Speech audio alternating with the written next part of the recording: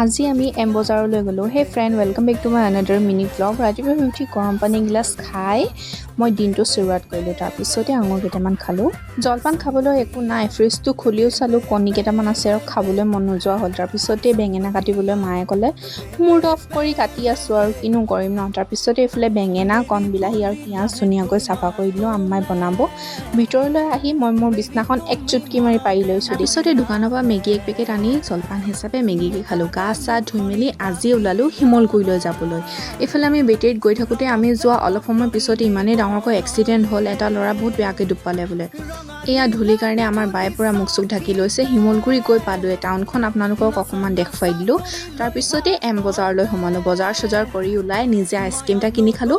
এইফালে আকৌ মই খাই থকা দেখি বায়েও কিনি দিলে। তাৰপিছতে ফালুদা খালোঁ, খাই বৈ ঘৰলৈ আহিলোঁ। ঘৰলৈ আহি আকৌ আব্বাই আমালৈ কেম্পা আৰু চানা কিনি থৈ দিছে। দেখিছেনে, আজি অকল ঠাণ্ডা। তাৰপিছতে পাণ এখন খাই আজি ভ্লগটো এণ্ড কৰিছোঁ। Bye bye.